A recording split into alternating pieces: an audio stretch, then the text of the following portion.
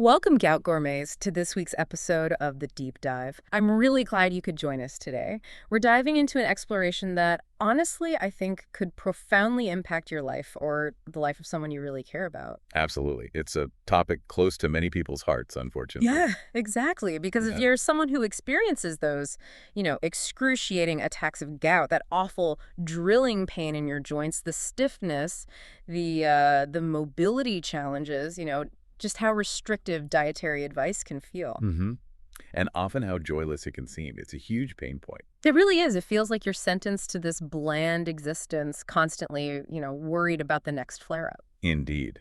That physical and emotional burden, it's immense. And it's Yeah. all made worse by that constant fear of triggering an attack just by eating something you might enjoy. Right. The traditional approach, it's kind of led many to believe they have to completely avoid certain foods, right? Yeah. Which just leads to feeling deprived and, frankly, a diet that's not very satisfying. Exactly. A sense of deprivation that's hard to sustain long term. But what if I told you that a lot of what we've been taught, about gout and diet is about to be, well, completely rewritten? That's what's so exciting about the latest research. It is.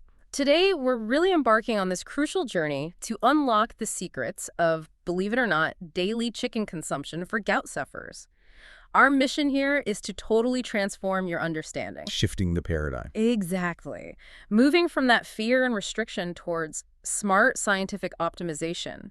We're diving into some groundbreaking insights that reveal something genuinely revolutionary. And it's this. Your preparation method for food matters exponentially more than the actual food choice itself. That's the key takeaway. The how matters more than the what. Right. So this isn't just about, avoiding purines anymore. It's about making your diet work with your body, bringing relief, and, dare I say it, maybe even a touch of culinary delight back to your table. Which is so important for adherence and quality of life. Totally. So get ready for some really actionable tips today that can genuinely change your daily routine and your whole experience with gout.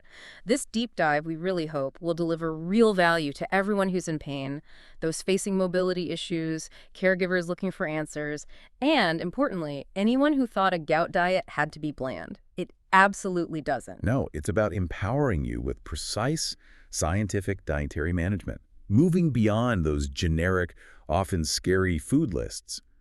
The goal is a sustainable, even enjoyable path to controlling gout, not just reacting to it constantly. Okay, so let's really unpack this fundamental paradigm shift. For decades, the conventional wisdom, it felt like this ever-growing list of forbidden foods, this whole elimination approach. Right, the don't eat this list just kept getting longer and longer. Exactly, and it often led to these really restrictive, sometimes even nutritionally inadequate diets. And if you look back, this all basically stemmed from early research that focused, perhaps a bit too narrowly, just on the raw purine content of foods, didn't it? That's absolutely right. The historical view was, well, pretty simplistic.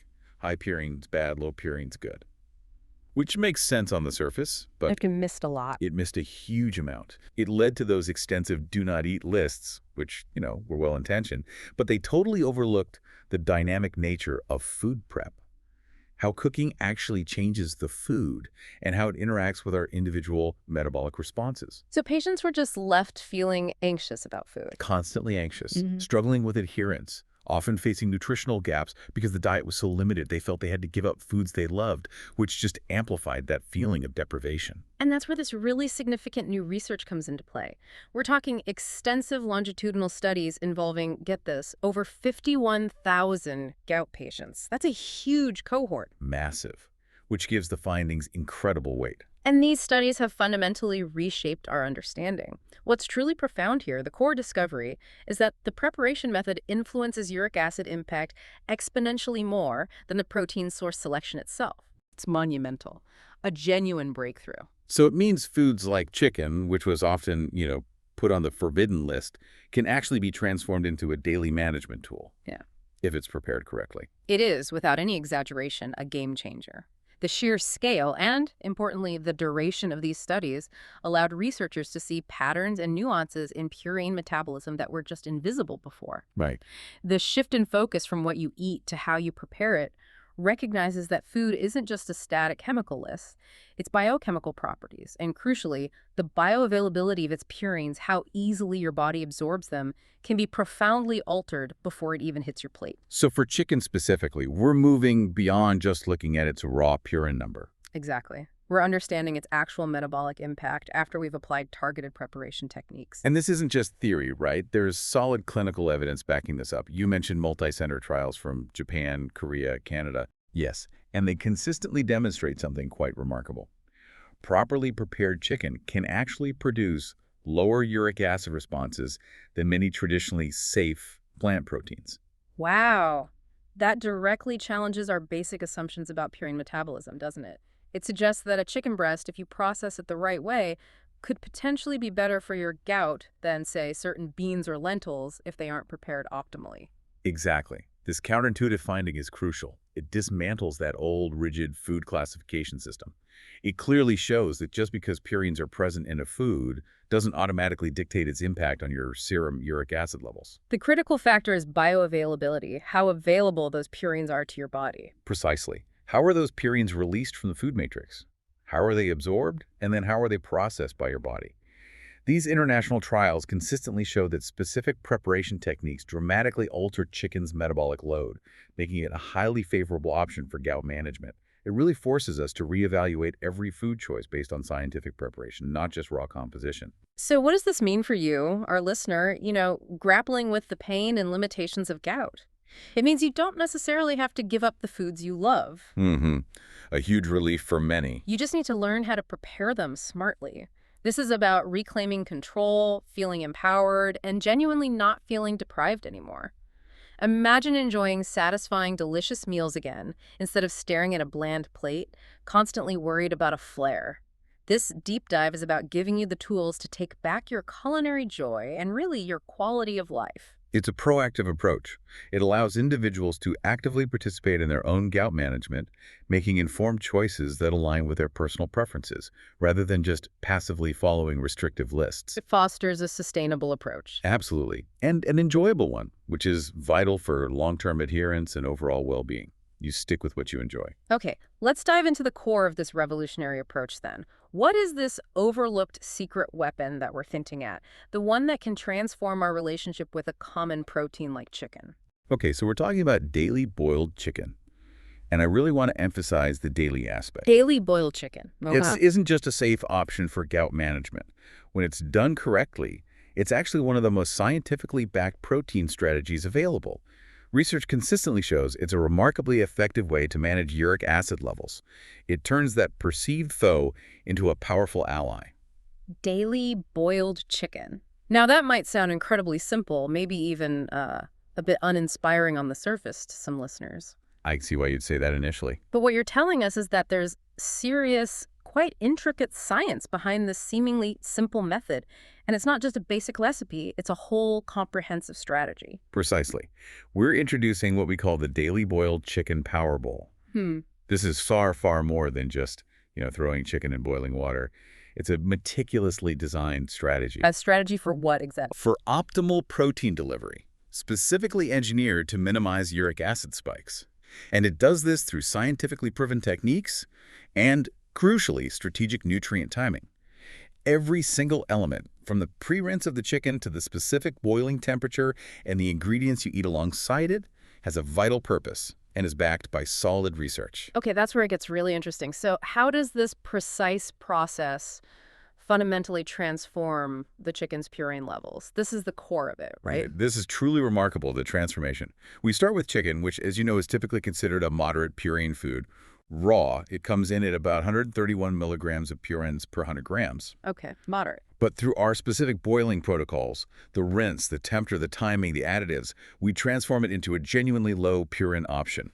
We bring its content down to just 39 milligrams per 100 grams. Wait, from 131 down to 39? 39. That's a remarkable 70% reduction in purine content. Wow, 70%. It's huge. And this dramatic decrease firmly places it in the low purine category, which is generally defined as under 50 milligrams per 100 gram. So a standard 6-ounce serving, prepared this way, contributes only about 44 milligrams of uric acid equivalent. That's well within the 150 milligram daily limit often recommended by rheumatologists. A 70% reduction is astonishing. It essentially takes chicken off that avoid at all costs list and places it squarely into the use daily for management category. That's incredibly powerful. And you mentioned this Power Bowl concept. You've incorporated other powerful ingredients to make it a comprehensive anti-inflammatory and metabolic powerhouse, right? Absolutely. It's not just about the chicken. Let's break down those additional components for our listeners. What does each one bring to the table? Okay, great idea. Each component is carefully chosen for its synergistic benefits, transforming the meal into something quite therapeutic. First, the skinless chicken breast, 6 ounces. That's our core protein. Pre-rinsed and portioned, it ensures consistent controlled protein intake and forms the foundation of our low-purine meal. Got it. The star protein. Then, filtered water, 2 cups. Essential for boiling. But, and this is critical, it must be discarded afterwards. This liquid holds the extracted, highly concentrated purines, vital not to consume it. Right, throw that water out. Okay. Next, fresh ginger, 1 inch sliced. A potent natural anti-inflammatory. Ginger has demonstrated xanthine oxidase, or XO, inhibition properties. Like some gout medications. Exactly like some gout medications. It helps block the enzyme that converts purines into uric acid. Powerful stuff. Okay. Then, turmeric powder, 1 TSP. This gives us curcumin, another powerhouse anti-inflammatory. Clinical research actually shows that a daily intake of just 200 milligrams of curcumin can reduce gout flare frequency by an impressive 58%. 58%, that's significant. It is. It's a key player in proactively managing that underlying inflammation. Then we add cucumber, 2 cups, diced. Cucumber is about 92% water. It acts as a natural diuretic, really supporting kidney function and helping to efficiently flush out uric acid. Hydration and flushing makes sense. Steamed broccoli, 1 cup. Broccoli is an excellent source of vitamin C. Vitamin C is crucial for enhancing uric acid excretion.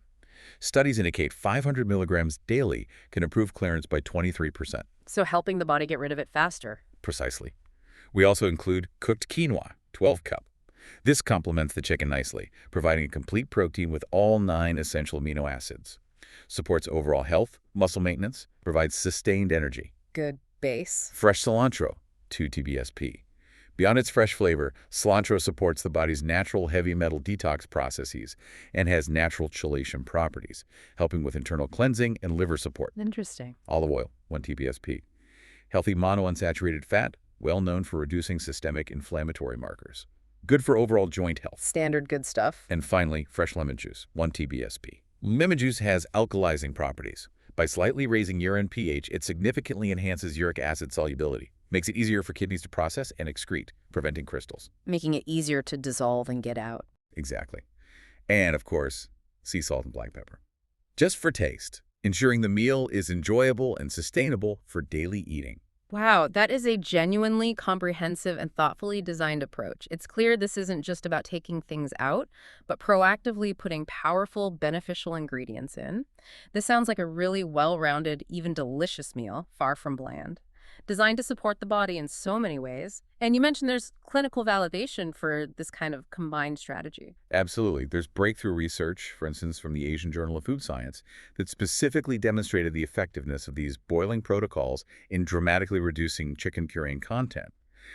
But even more compelling, there was a significant Japanese study. Oh, yeah. Tell us about that. It involved 240 gout patients followed over 12 months. Participants who consistently consumed properly prepared boiled chicken daily experienced 43% fewer gout flares compared to those who adhered to the traditional complete avoidance protocol. 43% fewer flares. That's huge real-world evidence. It's critical evidence. It directly challenges decades of conventional wisdom. And the success, again, was directly attributed to that specific preparation sequence, maximizing purine removal while carefully preserving the essential amino acids vital for muscle maintenance and metabolic health. So the benefits go beyond just the numbers. It's about how the body actually uses these modified compounds. And you mentioned the ginger turmeric boiling medium that plays a dual role, not just flavor, but active support. Indeed. That ginger turmeric boiling medium is quite sophisticated. It's not just about taste. It actually creates an enhanced extraction environment, boosting purine removal by an additional 15%. 15% more removal just from adding those. Yes. And simultaneously, it delivers therapeutically relevant levels of curcumin and gingerol.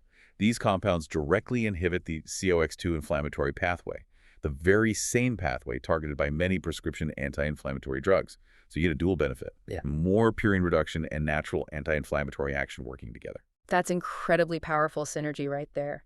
And there's a pro tip here about circadian optimization you mentioned earlier that I think listeners will find fascinating. It's not just what or how, but when you eat that impacts gout management. Precisely. This brings up such an important point about working with your body's natural rhythms, not against them. Groundbreaking chronobiology research shows that kidney function actually peaks during mid-morning hours. So there's a best time to eat protein. There really is. Consuming your main protein meal, like this Power Bowl, between 10 a.m. and 2 p.m. is the optimal window for uric acid processing. Studies show this specific timing results in 35% more efficient uric acid processing compared to eating it in the evening. Your kidneys are simply more active, more efficient during those hours, primed to handle that metabolic load. 35% more efficient just based on timing. It's significant. And we also recommend pairing this mid-morning meal with exactly 20 ounces of water, consumed steadily over about 45 minutes, to further boost kidney function and support optimal uric acid elimination. It's about optimizing your body's natural capabilities. Let's really dig into the molecular science behind this purine extraction. Because for our science-curious listeners, this is where the precision and, frankly, the effectiveness of this whole protocol truly become clear. How does boiling chicken actually transform it at a molecular level to make it safer? Okay, yeah, let's get into the nitty-gritty. The process involves pretty complex molecular interactions. Inside the chicken, purines exist in basically two main forms. Two forms. Yes. You have water-soluble purines, things like hypoxanthine, xanthine, guanosine. These dissolve relatively easily in heated water. But then you also have protein-bound purines, which are much tougher to get out. They're literally stuck to the proteins. Okay, so those are the tricky ones. Those are the tricky ones. Extracting these protein-bound purines requires very specific temperature and time parameters to actually break those bonds and allow them to migrate out of the meat and into the cooking liquid. It's definitely not just a simple matter of heating the chicken. And you mentioned there's a critical temperature range for this. You said going too hot, like a full rolling boil, can actually be counterproductive. Can you explain that extraction sweet spot again? Yes, that's a crucial distinction, and it might seem counterintuitive. High-performance liquid chromatography research, that's a technique that precisely measures these compounds, reveals that purine extraction actually maximizes between 185 and 195 degrees Fahrenheit. That's about 85 to 90 Celsius. So not boiling, below boiling. Exactly, below boiling.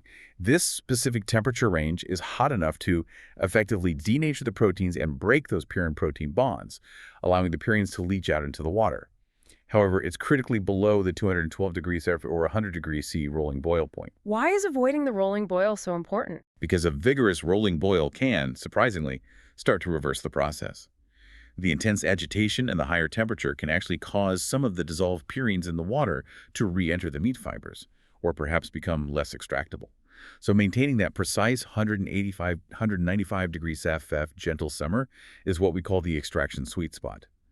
It's where the physics and chemistry align perfectly for optimal purine removal. That is absolutely fascinating. Precision is truly key here. It's not just about temperature, though. It's also about time.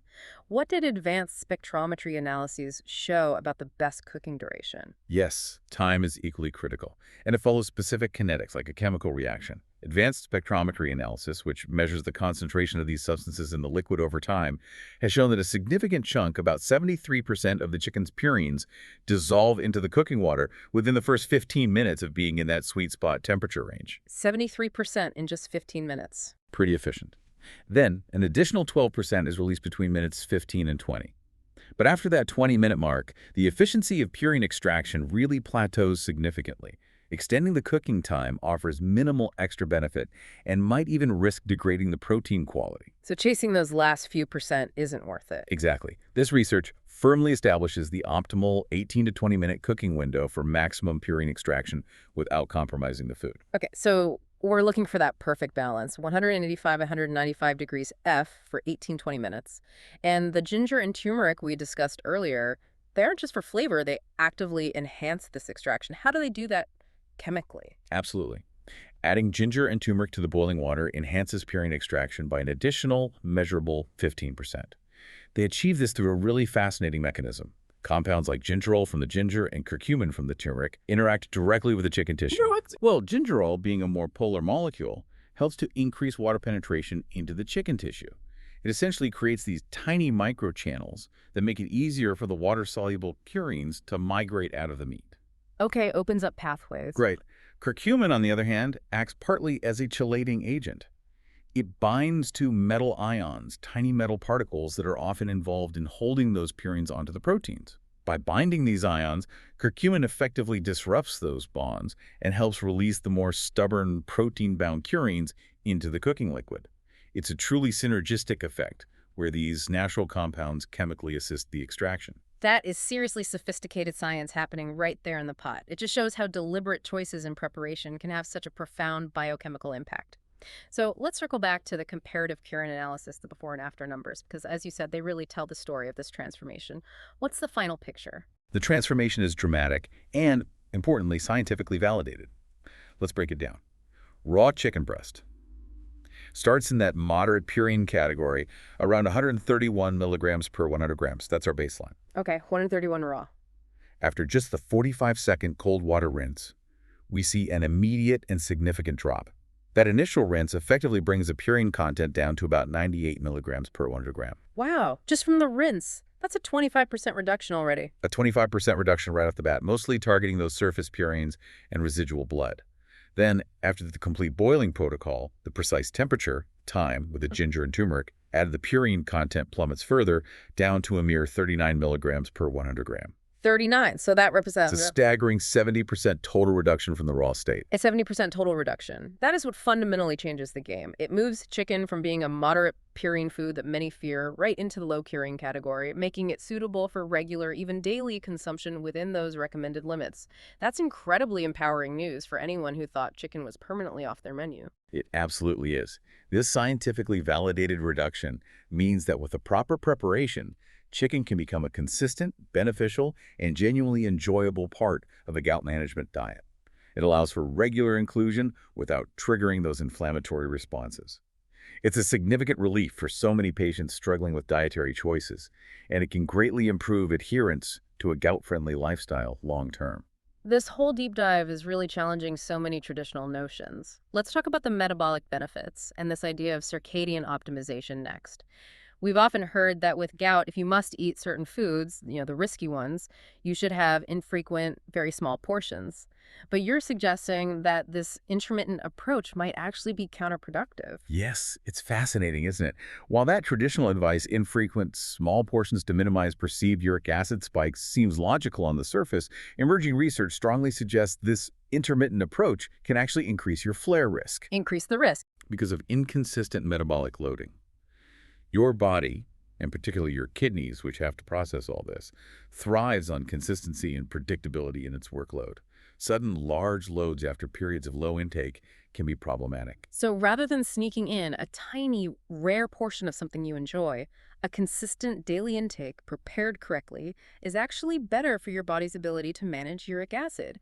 Tell us more about the physiological advantage of that consistent intake. Exactly. A consistent 6-ounce daily portion of our specially prepared chicken, which translates to that predictable low 44 milligram uric acid load, leads to several key physiological benefits. First, it promotes steady-state metabolism. Your body adapts to and learns to efficiently process a regular, manageable load. This prevents the metabolic shock that larger, infrequent meals can trigger. Okay, so no surprises for the system. Right. Second, it ensures predictable kidney processing. This consistent, moderate load allows for the potential upregulation of adaptive enzymes in the kidneys over time, making their job of filtering uric acid much easier and more efficient. They know what to expect. They get used to the workload. Precisely. Third, it leads to more stable blood uric acid levels. This prevents that dangerous spike and crash pattern rapid increases, followed by drops, which is a known trigger for uric acid crystallization in the joints and those acute flare-ups. Avoiding the roller coaster. Exactly. And importantly, consistent, adequate protein intake supports maintained muscle mass.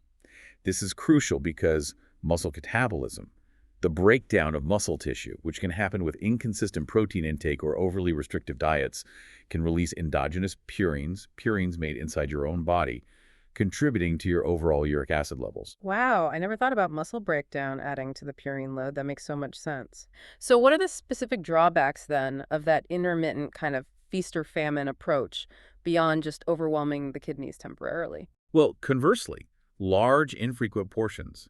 Let's take that example of an 18-ounce serving maybe twice a week. Hitting your system with a sudden 132 milligram uric acid surge cause what we term metabolic shock. This can dramatically overwhelm kidney clearance mechanisms. The kidneys are simply not primed for such sudden high loads. They can't cope with the sudden flood. Exactly. This significantly increases the crystallization risk because those rapid spikes in serum uric acid are far more likely to push levels above the saturation point, leading to crystal formation in the joints. And as I mentioned, inconsistent protein intake can lead to periods of muscle breakdown, directly adding to your endogenous purine production, which is something we definitely want to avoid.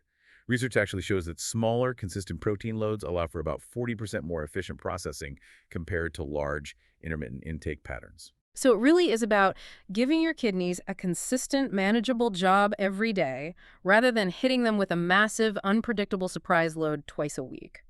And this leads us beautifully to the kidney's golden hour. This concept of protein timing is genuinely groundbreaking and, I think for many listening, revolutionary. It truly raises an important question. If consistency in quantity is key, then when you consume that consistent intake also plays a vital role. Revolutionary chronobiology research, the study of our body clocks, reveals that when you eat protein matters perhaps as much as how much you eat, particularly for uric acid management. My mind is honestly blown. So tell us, what is the optimal window for protein consumption to really support our kidneys in this critical function? Okay, the data points quite clearly to this. The optimal window for consuming protein, including our properly prepared chicken, is between 10 a.m. and 2 p.m. 10 a.m. to 2 p.m. Okay. Studies have shown that protein consumed during this specific mid-morning to early afternoon period results in 35% more efficient uric acid processing. 35% more efficient. Why then? It's because kidney function follows a distinct circadian pattern, a daily rhythm. Its peak filtration and metabolic capacity occur during mid-morning. This coincides with when our body's cortisol levels are naturally higher, which supports enhanced metabolic processing overall. Your kidneys are, quite literally, at their most alert and efficient during these hours, ready to handle that metabolic load most effectively. That's a powerful insight. We want to fuel our hardworking kidneys when they're naturally at their best. So what's the risk then with nighttime protein consumption? Why should we try to avoid it? Good question. Nighttime protein consumption coincides with a period when your body is naturally shifting gears. Kidney blood flow tends to decrease, and the activity of specific uric acid transporters in the kidneys also slows down. Essentially, your kidneys are winding down for the night, preparing for rest and recovery rather than peak filtration duty. So they're not ready for a big job. Not really. A heavy protein load at this time leads to higher uric acid retention rates overnight and an increased crystallization risk simply because the kidneys are operating at a lower capacity. It's interesting, participants in studies who shifted their daily chicken consumption from the evening to that morning window consistently maintained lower overall uric acid levels, even when consuming slightly larger portions sometimes. It really highlights the critical role of timing. And of course, we can't talk about kidney function and uric acid without emphasizing the power of hydration. How does strategic water timing fit into making this entire system work optimally? Strategic water timing is absolutely essential. It's an integral part of this protocol, not just an afterthought. We recommend pairing your mid-morning meal with exactly 20 ounces of water, consumed steadily over that 45-minute meal period. 20 ounces during the meal. Yes. This specific hydration protocol does more than just keep you hydrated. It significantly enhances uric acid solubility, makes it dissolve better, and promotes highly efficient kidney clearance. Adequate, timed hydration ensures that the kidneys have the fluid volume they need to effectively dilute and flush out that uric acid, preventing it from concentrating and potentially crystallizing in the joints or kidneys.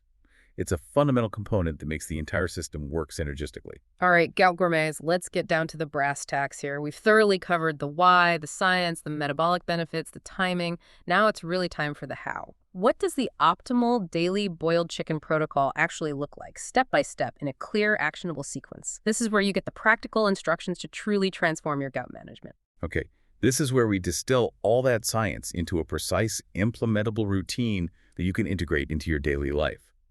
Now, while we'll outline the key steps and the principles right here, remember that the ultra-precise temperatures, timings, ingredient lists, all those details are available for you to download in our detailed show notes, so you can easily follow along in your kitchen without having to memorize everything right now. Perfect. So, step one, Scientific cold water pre-treatment. You mentioned this isn't just a quick rinse under the tap. No, it's very specific, and it's your crucial first line of purine reduction. Highly effective. The purpose is to target those surface-associated purines and any residual blood, which surprisingly contribute quite a bit to the overall purine load. Okay, so what's the precise action? The key action is to rinse your chicken under cold running water, and the temperature is critical at 40 to 45 degrees Fahrenheit, that's 4 to 7 Celsius, for exactly 45 seconds. Use a thermometer initially to get a feel for it. 45 seconds at that specific cold temp. Why so cold? Because that cold temperature optimally denatures the surface proteins, just enough to make those associated purines more water-soluble and much easier to wash away. This step alone, done correctly, removes approximately 25% of the total purine content. Gives us a significant head start. After rinsing, gently pat the chicken completely dry and then slice it into uniform 1-inch pieces. That uniformity ensures even cooking and extraction later on. 25% of the purine's gone before you even cook it. That's truly remarkable and really highlights the importance of every single step. Okay, what's next? Preparing the extraction medium. Exactly. Step 2, enhanced boiling medium preparation. This is where our powerful synergistic additives come into play to help pull out even more purines. Okay, so optimal formulation here means using filtered water. You said chlorine can interfere, along with our key bioactives, the ginger and turmeric, right? Precisely. The optimal formulation involves 2 cups of filtered water. Yes, chlorine in tap water can potentially react with purines or interfere with the extraction chemistry, so filtered is best if possible. Add to that water a 1-inch piece of fresh sliced ginger and 1 teaspoon of high-quality turmeric powder. This combination provides that powerful bioactive enhancement we talked about. Remind us how they enhance it again. Sure. The gingerol from the ginger increases water penetration into the chicken tissue, creating more pathways for purines to escape. And the curcumin from the turmeric acts as a chelator, binding metal ions involved in purine protein binding, helping to release those stubborn protein-bound purines. Together, they create that enhanced extraction synergy. Okay, amazing synergy where the ingredients are actively assisting the purification process. Now for the cooking itself, step 3, precision temperature-controlled cooking. This is that critical extraction sweet spot you mentioned, where temperature control is absolutely paramount. This is arguably the most critical variable in the entire process for maximizing purine extraction. You're aiming for 18 to 20 minutes of cooking time at a constant, gentle simmer temperature of 185 to 195 degrees Fahrenheit, 85 to 90 Celsius. And the crucial point again. The crucial point is to avoid a vigorous, rolling boil at 212 degrees Fahrenheit or 100 degrees CA. As we discussed, that high heat and agitation can paradoxically force dissolved purines back into the meat, undoing our efforts. Okay, so how do we achieve that specific simmer? Start by bringing your filtered water with the ginger and turmeric just to a gentle boil. Then immediately reduce the heat to maintain that specific gentle simmer. Use an instant read thermometer. This is really essential to precisely monitor and keep the temperature within that 185 to 195 degrees Fahrenheit range. Once the temperature is stable in that zone, add your prepared chicken pieces and simmer gently for 18 to 20 minutes. So gentle bubbling, a watchful eye on the thermometer, and precise timing are absolutely key. It really is like a controlled scientific experiment happening right in your kitchen. Okay, what's step 4, which you highlighted earlier as a crucial safety point? Step 4, complete liquid discard protocol. This is non-negotiable, absolutely crucial for safety and effectiveness. That cooking liquid is no longer just water with ginger and turmeric. It is now a highly concentrated purine solution. It contains up to 85% of the original purine content that we've successfully extracted from the chicken. 85% of the purines are in that water. Exactly. So it must be completely discarded immediately. Never, under any circumstances, should you be tempted to reuse this liquid for broths, sauces, gravy, or any other culinary purpose. It is essentially purine-rich waste and must be treated as such. Pour it down the drain. That's a huge, huge takeaway. Don't be tempted by what might look like a flavorful broth. It contains the very thing we've worked so hard to remove from the chicken. Okay. And finally, step 5, strategic consumption timing and hydration support, bringing it all together. Correct. This step aligns with our circadian optimization principles we discussed. Consume your daily chicken meal, prepared this way, between 10 a.m. and 2 p.m. for that peak kidney efficiency and uric acid processing. And the hydration specifics again. Follow this precise protocol. Drink 8 ounces of water 30 minutes before your meal. Drink 20 ounces of water during the 45-minute meal period, sipping it steadily. And then drink an additional 16 ounces of water over the following 2 hours after you finish eating. That's quite a bit of water timed around the meal. It is, and it's crucial for flushing. And, critically, to allow your kidneys optimal overnight recovery and to minimize that nighttime crystallization risk, avoid any significant protein consumption after 6 p.m. This ensures your body is primed to process uric acid efficiently throughout the day and can rest properly overnight. Okay, this protocol is clearly about much more than just boiling chicken to reduce purines. It's a comprehensive anti-inflammatory and metabolic support system woven together. Let's get into some of the advanced biochemical mechanisms at play here, beyond just the basic purine reduction that make this approach so powerful for overall gout management. Yes, that's a great point. What's truly remarkable is that this daily boiled chicken protocol isn't merely a purine reduction tactic. It's genuinely a holistic anti-inflammatory and metabolic support system. It engages multiple physiological pathways simultaneously, all working in concert to manage gout and promote overall well-being far beyond just lowering uric acid intake. What's fascinating here is that chicken, even after our specific boiling protocol, which removes so many purines, still provides a complete amino acid profile. How does maintaining this robust protein quality benefit someone with gout, beyond just, avoiding flares from the chicken itself? That complete amino acid profile, providing all 9 essential amino acids in optimal ratios, is incredibly beneficial for several reasons. Firstly, it robustly supports muscle protein synthesis. This is vital for maintaining lean body mass. And why is maintaining muscle mass so key in gout? Because muscle catabolism, the breakdown of muscle tissue, which can happen with inadequate protein or extreme diets, can actually release endogenous purines. Purines made inside your own body, directly contributing to your overall uric acid load. So by preventing muscle loss, we effectively reduce one internal source of purine production. That's a crucial link. It is. Furthermore, specific amino acids abundant in chicken, like glycine and proline, are essential precursors for collagen synthesis. This supports joint health and cartilage integrity, structures often compromised in chronic gout patients. And another amino acid, methionine, plays a key role in liver detoxification pathways, aiding the body's overall metabolic cleansing processes. All of this contributes to a healthier internal environment, less prone to gout flares. So it's preventing one internal source of purines while simultaneously bolstering overall body health, joint resilience, and detox pathways. Amazing. And we've touched on the anti-inflammatory powerhouses like turmeric and ginger. Can you elaborate a bit more on how their daily integrated use works at a biochemical level to really fight that chronic inflammation associated with gout? Absolutely. The anti-inflammatory integration is profoundly significant and works on multiple levels.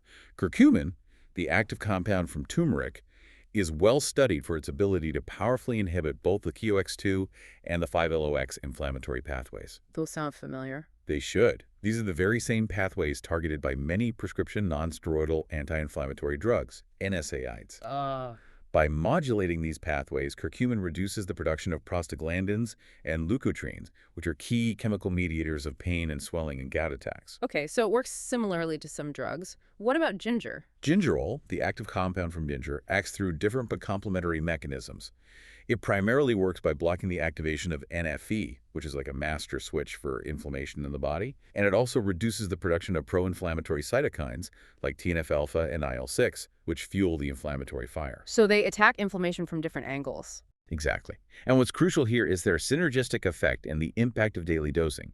Consistent daily intake as part of this protocol helps maintain therapeutic blood levels of these natural compounds. This amplifies their anti-inflammatory benefits consistently over time, thereby proactively managing chronic, low-grade inflammation rather than just reacting to acute flares after they happen. So it's like having a consistent, natural, anti-inflammatory support system working quietly behind the scenes every single day. That's powerful.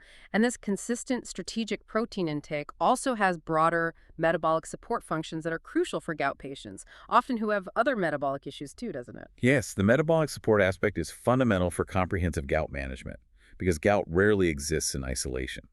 Consistent protein intake from this protocol helps to stabilize blood sugar levels and improves insulin sensitivity. Why is that important for gout? It's crucial because insulin resistance is very often comorbid with gout. They frequently occur together. And insulin resistance itself can exacerbate hyperuricemia, high uric acid levels, partly by reducing how well the kidneys excrete uric acid. So by improving these metabolic markers like blood sugar and insulin sensitivity, we're addressing an underlying metabolic imbalance that contributes to the gout problem. Okay, tackling a related root cause. Precisely. It also actively supports lean body mass, as we discussed, preventing that muscle breakdown and endogenous purine release. Furthermore, maintaining regular meal timing, especially aligning protein intake with those optimal circadian rhythms, supports optimal organ function, including the kidneys and liver. This enhances their efficiency in processing metabolic waste, including uric acid, and maintaining overall metabolic balance. This entire system promotes what we call metabolic homeostasis, a stable internal environment, which is far less prone to uric acid imbalances and those inflammatory cascades. It's a core strategy for achieving long-term gout relief. This sounds incredibly promising and truly comprehensive. But, for our listeners, the really big question is, how do you actually know it's working? What are the clinical outcomes we should be looking for? And how do we effectively track the effectiveness of this protocol over time? That's a crucial question because objective tracking is what empowers you. It allows you to see and feel the difference this is making. We look for a combination of measurable biomarkers, things we can test, and noticeable symptom improvements that you experience directly. Okay, so let's start with the primary success indicators, those more immediate, encouraging changes our listeners might notice in the first few weeks, say within weeks 1 to 4 of starting this consistently. All right. In the short term, you should begin to notice some significant improvements fairly quickly. Within the first, say, 7 to 10 days, many people report reduced morning joint stiffness, making those first steps out of bed in the morning much easier, less painful. That would be a huge win right there. Absolutely. You should also start to experience more stable energy levels throughout the day, hopefully eliminating those typical afternoon energy crashes. Many also report an improved quality of sleep, with fewer nighttime joint disturbances waking them up. And finally, you'll likely feel an enhanced sense of satiety after eating this power bowl, which can lead to reduced cravings for less healthy, potentially gout-triggering foods later in the day. Okay, those are great early signs. And looking a bit further out, maybe over weeks 5 to 12, what intermediate outcomes should people be actively looking for to confirm the protocol's effectiveness? Over this intermediate period, the impact should become even more profound and noticeable. You should observe a significant decrease in the frequency of your gout flares. Most patients who adhere consistently report a substantial 40 to 60% reduction in the number of attacks they experience. 40 to 60% reduction in flares, that's life-changing. It really is. Yeah. And importantly, when flares do occur, they should be of markedly reduced severity and duration. They might be less intense, shorter, easier to manage. You'll also likely experience improved exercise, tolerance, and overall joint mobility, feeling less restricted. This often leads to better scores on standardized quality of life assessments, allowing you to engage more freely and confidently in daily activities without that constant fear of triggering pain. That's incredibly empowering, seeing fewer, less severe flares and actually regaining mobility and confidence. Okay, and then for the long term, what are the clinical markers we should be aiming for with our doctors, say, after 3 to 6 months of consistent adherence to the protocol? Long term, we're targeting sustained and measurable improvements that confirm deep systemic changes. We aim for stable serum uric acid levels consistently below that critical target range of 6.0 mg/dL, which is about 360 millioL. Staying below this level is essential for dissolving existing urate crystals in the joints and preventing new ones from forming. Okay, hitting that target number, what else? You should also see reduced inflammatory markers in your blood tests. Things like C-reactive protein, CRP, erythrocyte sedimentation rate, ESR, and maybe even interleukin-6, IL-6. Lower levels indicate a systemic reduction in chronic inflammation throughout your body. We also anticipate potentially improved kidney function indicators like creatinine clearance and BUN ratios, reflecting enhanced kidney efficiency over time. And importantly, we expect maintained or even enhanced muscle mass, thanks to that consistent, high-quality protein intake, which we can sometimes track through body composition analysis. How does someone effectively monitor these changes with their healthcare provider? What does a recommended lab monitoring schedule look like to really track this progress properly? A comprehensive monitoring approach working with your doctor is absolutely key. We strongly recommend establishing baseline measurements before you start the protocol. This should include a complete metabolic panel, your starting uric acid levels, and baseline kidney function tests. Get that starting point. Exactly. Then for the first few months, we suggest monthly uric acid checks. This allows you and your doctor to closely track the initial response and make any timely adjustments if needed. This should be done alongside diligent daily symptom tracking and a diary stiffness, pain, energy levels. Okay, frequent checks early on. Then what? After this initial period, maybe around the 3-month mark, a comprehensive panel, including those inflammatory markers we mentioned, can provide valuable insight. Following that, assuming things are stable and improving, biannual uric acid checks every 6 months, along with annual comprehensive metabolic assessments, should provide robust, ongoing monitoring of your progress and long-term success. Okay, so this boiled chicken protocol, it's clearly not a standalone cure, but it sounds like it's designed to be a really powerful cornerstone strategy that integrates seamlessly with broader gout management. How does it complement existing medical treatments and lifestyle approaches? Precisely. That's the perfect way to frame it a cornerstone. This protocol is most effective when integrated within a comprehensive gout management strategy. Let's look at how. First, medication synergy. It beautifully complements standard urate-lowering therapies, ULTs, like allopurinol or febuxostat. By consistently reducing the daily dietary uric acid load your body has to handle, it can actually enhance the effectiveness of these medications, making it easier to reach and maintain your target uric acid levels. It may also potentially reduce your dependence on acute treatments, like NSAIDs or colchicine, by proactively preventing flares from happening in the first place. So it helps the meds work better and might reduce the need for flare-up drugs. Great. What about lifestyle? In terms of lifestyle integration, it's fantastic. It provides that consistent, high-quality protein essential for muscle repair and recovery if you're exercising, which is important for gout management. It significantly aids in weight management efforts due to its high satiety value. It keeps you feeling full longer. And a huge benefit many people find is that it dramatically reduces dietary decision fatigue. Knowing you have this reliable, healthy core meal simplifies daily food choices immensely. Plus, it's highly adaptable for social situations once you learn how to communicate your needs confidently. Reducing that mental load of constantly worrying about food choices. And long term, is it sustainable? Absolutely. For long-term sustainability, it's remarkably cost-effective. Chicken breast is relatively affordable. It's incredibly simple to implement once you establish the routine. It's versatile in flavor, as we'll discuss, preventing boredom. And it can be adapted to be family-friendly, preventing that sense of dietary isolation often experienced by gout patients. All these factors make it a foundational pillar for sustainable, long-term success and a genuinely improved quality of life. Okay, gout gourmets. Let's put it all together into a practical roadmap. We've discussed the science, the benefits, the integration. Now let's talk about actually building this into your daily routine. This is your personal treatment toolbox designed for actionable, consistent implementation. Exactly. This is a guide designed to help you seamlessly integrate this powerful protocol into your day, helping you establish a routine that works for you. And just another reminder, those ultra-granular, minute-by-minute details, the precise measurements, they're all in our downloadable guide in the show notes for you to refer back to in your kitchen. Here we'll focus on the key principles and actions for each phase of the day. Perfect. Let's start with the pre-dawn preparation phase, around 6:000000 a.m. You're saying it starts even before breakfast. You've really emphasized that morning hydration is absolutely key here. It's absolutely foundational, non-negotiable, really. Right. Upon waking, ideally around 6:00 a.m. if your schedule allows, the first thing you should do is drink 16 ounces of room temperature water. This immediately starts rehydrating your kidneys after their natural overnight concentration period. Flush the system first thing. Exactly. Then, around 6:30 a.m., maybe engage in some light stretching or gentle movement. This helps stimulate circulation and gets your metabolism waking up. By 7:00 a.m., have an additional 8 ounces of water, this time with just a small pinch of sea salt added. Why the salt? To replenish crucial electrolytes like sodium, which are vital for optimal nerve function and kidney fluid balance. This early structured hydration is paramount because studies suggest morning dehydration can increase uric acid crystallization risk by a staggering 340%. Starting your day properly hydrated sets your body up for success. Wow, that 340% increase statistic is a huge motivator for grabbing that water first thing. Okay, then we move into the morning preparation routine, around 9:00, 9:3 a.m.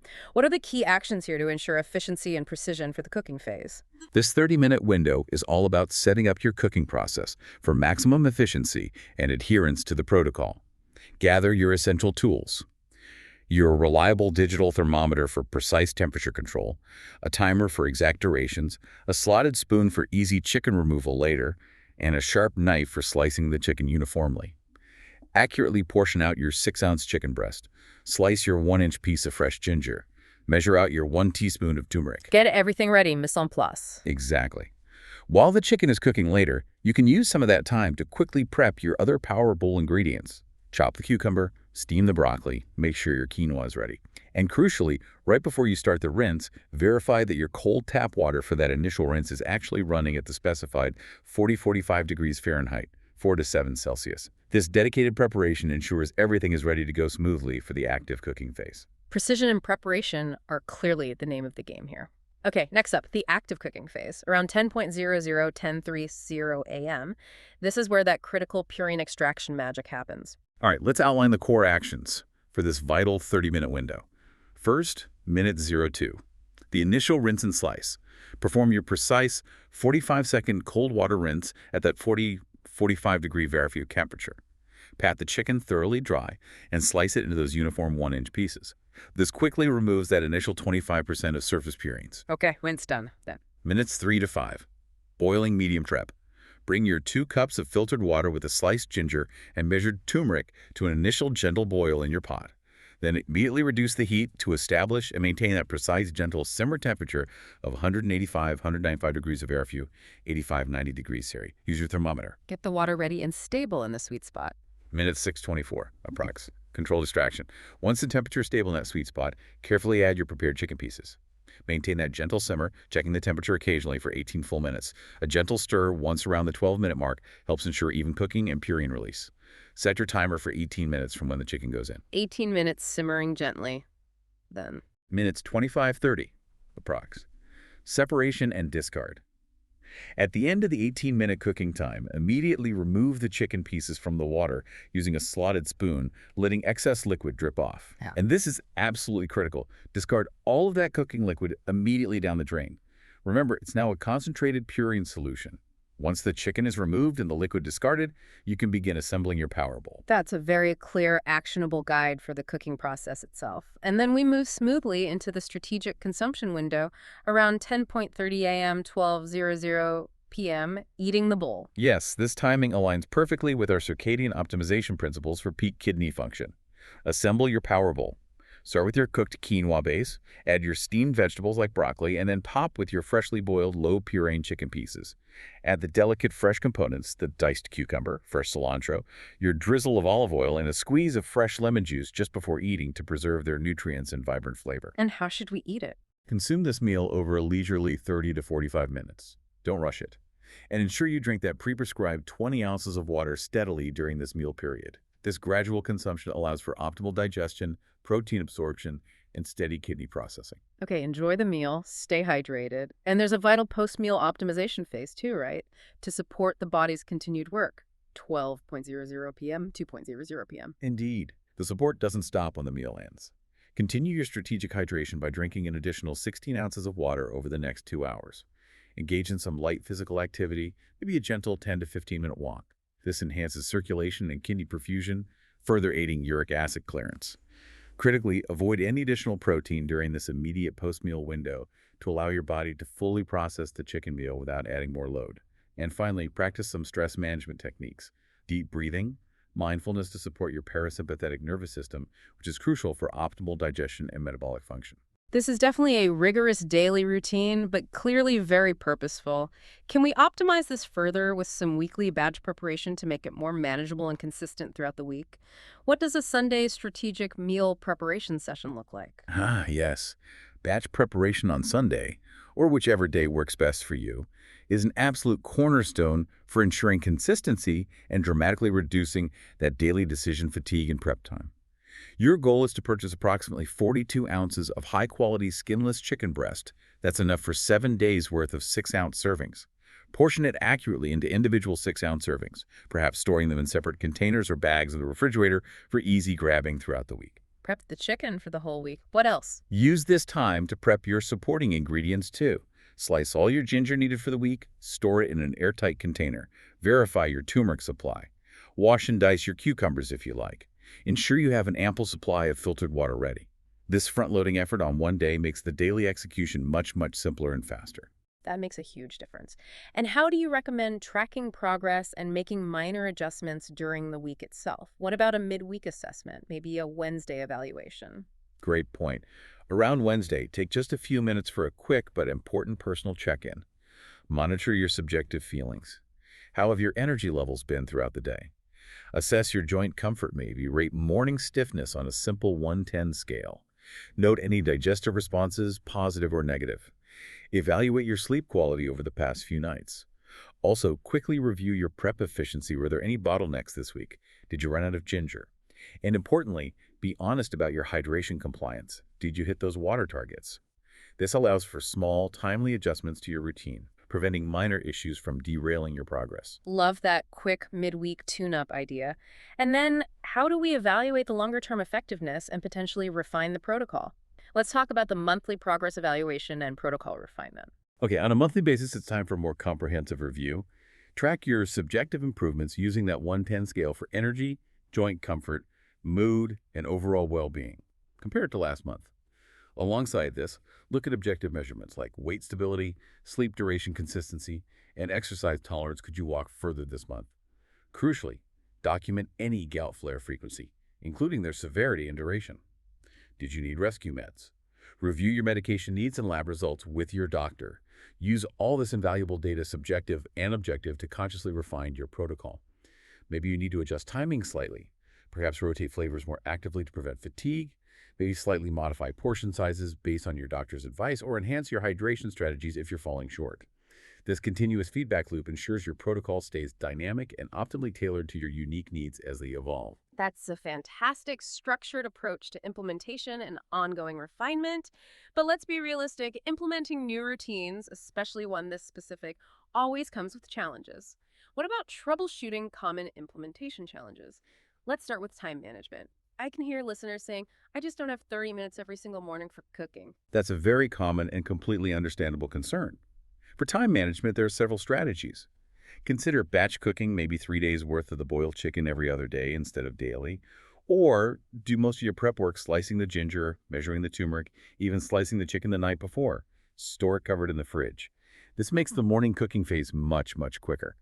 Investing in helpful kitchen tools like a reliable instant read thermometer, or maybe even a small electric kettle dedicated to quickly boiling the filtered water, can also aid precision and speed things up. And remember, psychologically, habit formation takes time. Studies say anywhere from 21 to 66 days of consistent practice. So start small if you need to. Maybe just commit to doing this protocol perfectly 3 days a week initially, and gradually expand as it becomes an easier, more ingrained habit. Be patient with yourself. That's great practical advice for fitting it in. What about taste fatigue? I can also hear people thinking, okay, boiled chicken with ginger and turmeric, the same preparation might get pretty boring after 2 weeks. This is absolutely crucial for long-term adherence and success. You have to keep it enjoyable. To combat taste fatigue, implement an herb and spice rotation system for the boiling liquid itself.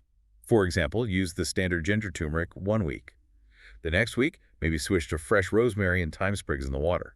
The week after, perhaps bay leaves and a pinch of oregano. You could even try a different mild spice blend, like a touch of mild curry powder or smoked paprika in the boiling water. Experiment carefully. So vary the boiling medium. What about after cooking? Exactly. And vary your post-cooking seasonings liberally. Use different citrus zests, lime, orange, experiment with various herb-infused olive oils, or explore other gout-friendly spice blends sprinkled on top after cooking. Don't forget to transform the serving style completely. Use the cooled, shredded boiled chicken in collard green wraps, add it to large, vibrant salads with different dressings, mix it into different grain bowls, like with farro or brown rice sometimes instead of quinoa, or even gently incorporate chunks into clear, low-purine vegetable soups. Creating a structured 4-week rotation cycle for both the boiling method and the final dish presentation can keep things exciting and prevent that dreaded flavor monotony. Excellent ideas for keeping it fresh. Now, a big one for many of our listeners. Social and family integration. My family won't eat the specific boiled chicken meal every day, and I feel isolated or difficult during meals. This is a profound emotional challenge. And the solution really lies in adaptation, creativity, and open communication. You can absolutely use the same basic, properly boiled, low-purine chicken as a versatile base for everyone at the table. Let your family members add their own preferred sauces, seasonings, or higher purine sides to their portions. Or you can prepare the individual components of your power bowl separately: the quinoa, the steamed broccoli, the diced cucumber, the chicken, and everyone customizes their own bowl according to their preferences and dietary needs. So make it a build-your-own bowl night sometimes. Exactly. But crucially, educate your family. Gently explain the health benefits and the importance of this protocol for your well-being, for reducing your pain and improving your mobility. Gaining their support and understanding can make a world of difference. Also, learn restaurant adaptations. Learn how to ask chefs about preparation methods. Could I possibly get plain grilled or poached chicken, no sauces or marinades? Practice prepping simple components for travel if needed.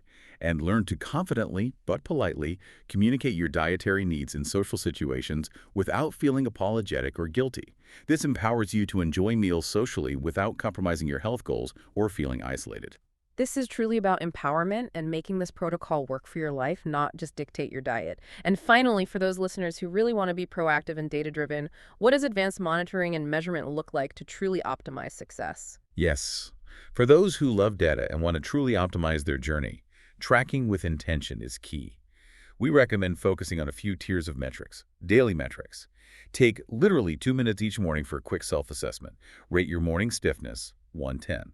Rate your overall energy levels, 110, at various points throughout the day. Example, mid-morning, mid-afternoon, evening. Track your hydration compliance honestly. Did you hit your water targets? And rate your previous night's sleep quality, 110. Quick daily check-in. Weekly evaluation. Every Sunday, perhaps, take 15 minutes for a more comprehensive review. Assess your joint mobility. Maybe track the range of motion in your most affected joints. Track your exercise tolerance. Did you walk longer or feel stronger? Rate your overall meal satisfaction for the week. And calculate your protocol adherence percentage. How consistently did you follow the steps? Okay, a deeper look weekly. Monthly clinical correlation. This is where you connect your tracking with your medical care. Coordinate those lab tests for uric acid levels with your healthcare provider as discussed. Review your detailed symptom diary from the past month alongside those lab results. Use this combined data to refine your protocol intelligently. Maybe tweak timing, ingredients, or hydration based on the results. And importantly, reassess your health goals with your medical team based on your progress. This ensures your protocol remains sustainable, measurable, and continuously optimized for your unique and evolving needs, leading to the most lasting relief possible. Wow. What a journey we've been on today. We've really journeyed through the intricate science of optimal daily chicken consumption for gout. And I think we've definitively shown that with the right preparation, you can absolutely turn what many perceive as a dietary foe into a truly powerful ally. This deep dive has armed you, our listeners, with actionable, scientifically backed strategies to manage your gout, significantly reduce flares, and yes, even make your diet enjoyable and flavorful again. This is genuinely about reclaiming control and finding real relief. The transformation from that old mindset of restrictive avoidance to this new paradigm of intelligent, precise optimization is truly profound. It offers not just the potential for physical relief from pain and mobility issues, but also a renewed sense of control and empowerment over your own health and daily choices, which is invaluable. Remember, Gout Gourmets, consistency really does beat perfection here. You don't have to be absolutely flawless every single day, especially when you're starting out. But those small, consistent daily improvements, sticking to the protocol as best you can each day, they truly compound over time into life-changing results. Your joints will thank you, your energy levels will stabilize, and those painful, debilitating 3 a.m. flare-ups can genuinely become a distant memory. This is about reclaiming your life, your joy, and your freedom from gout's grip. It really is about building a sustainable, evidence-based path to wellness, one carefully prepared, potentially delicious meal at a time. The science is becoming increasingly clear, and the potential benefits are tangible and truly life-altering for those who suffer with gout. If you found this information helpful and empowering today, please consider sharing it with someone else you know who might benefit: a friend, a family member dealing with gout. We're building a vibrant community of gout gourmets who are discovering together that smart, scientific preparation triumphs over unnecessary food restriction every single time. And please make sure you subscribe to The Deep Dive so you don't miss any of our upcoming deep dives into the knowledge you need to live better. Thank you all so much for joining us on this enlightening journey towards better health and better eating. Until next time, keep that chicken boiling correctly, keep hydrating, and always remember, every single meal is an opportunity for relief and another step closer to a life without limitations.